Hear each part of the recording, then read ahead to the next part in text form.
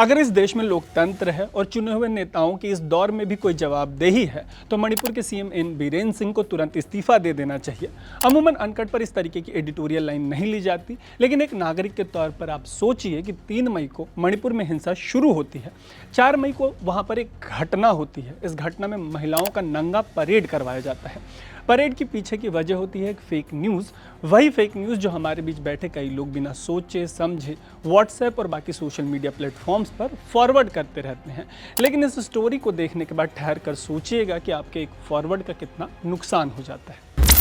मणिपुर में 3 मई को जिस दिन हिंसा शुरू हुई उस दिन वहां एक फेक न्यूज़ फैलाई गई।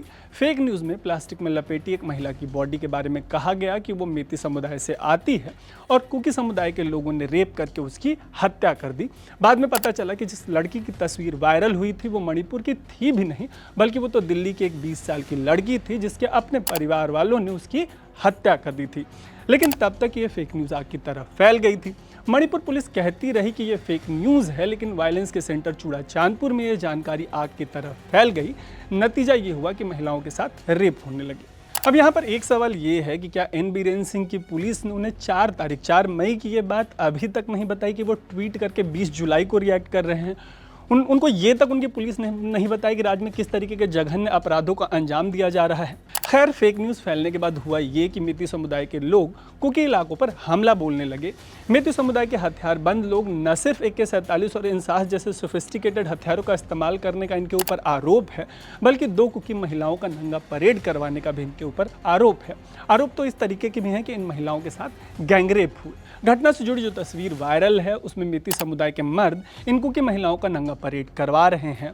इस मामले पर मीडिया में काफ़ी रिपोर्टिंग भी हुई है। इससे जुड़ी इंडियन एक्सप्रेस की एक ताज़ा रिपोर्ट के मुताबिक मणिपुर के एक सीनियर पुलिस ऑफिसर ने यह कंफर्म किया है कि मामला 4 मई का है। घटना थोबुल जिले की है। मामले में 18 मई को कांगपोपी जिले में 0 FIR रजिस्टर कर ली गई थी। मतलब इस 0 FIR को 2 महीने से ज़्यादा का समय हो गया। बावजूद इसके ये कैसे मान लिया जाए कि चीफ मिनिस्टर को मामले की कोई जानकारी नहीं दी गई होगी। बीरेन सिंह सिर्फ राज्य के चीफ मिनिस्टर नहीं है, बल्कि राज्य में होम मिनिस्ट्री भी उन्हीं के पास है।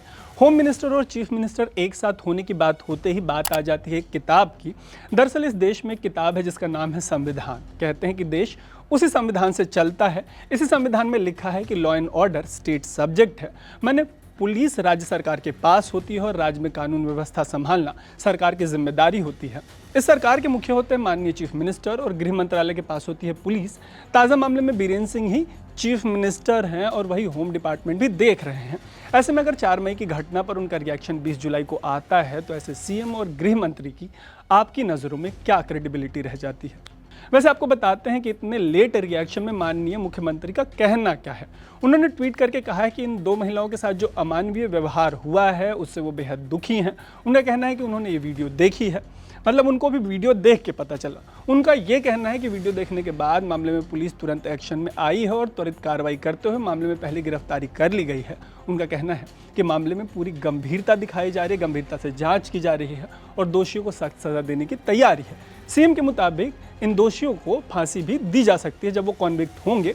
उनका कहना है कि सबको ये पता होना चाहिए कि समाज में इस तरीके के घिनौने कृत्य के लिए कोई जगह नहीं है। हालांकि जैसा कि मैंने आपको बताया कि 4 मई की घटना पर सीएम बीरेन सिंह का रिएक्शन 20 जुलाई को आया है, जबकि 4 मई वाली इस घटना में जिन महिलाओं के साथ ये जघन्य अपराध हुआ है, मीडिया से बातचीत में उन्होंने कहा था कि मेती समुदाय की हिंसा को देखते हुए पुलिस वालों ने, मणिपुर पुलिस ने उन महिलाओं को रेस्क्यू कर लिया था। जब पुलिस इन्हें साथ लेकर जा रही थी तब पुलिस स्टेशन से महज 2 किलोमीटर पहले मेती समुदाय की जो भीड़ थी उसने इन महिलाओं को पुलिस से अपने कब्जे में ले लिया और उसके बाद अमानवीयता की सारी हदें पार कर दी। यहाँ पर भी वही सवाल आता है कि अगर इन बीरेन सिंह की पुलिस से ही इन महिलाओं को भीड़ खींच कर ले गई तब भी उन तक ये बात नहीं पहुँची। यही नहीं, ये मानने की भी क्या वजह रह जाती है कि अपनी तरह की ये पहली घटना है, ये लार्ज स्केल पे नहीं हुआ है। ऊपर से 3 अगस्त को मणिपुर हिंसा को 3 महीने हो जाएंगे। राज्य में लॉ एंड ऑर्डर जो है वो कम्प्लीटली कोलैप्स कर गया है। अब मान लेने में इसको कोई दिक्कत नहीं होनी चाहिए।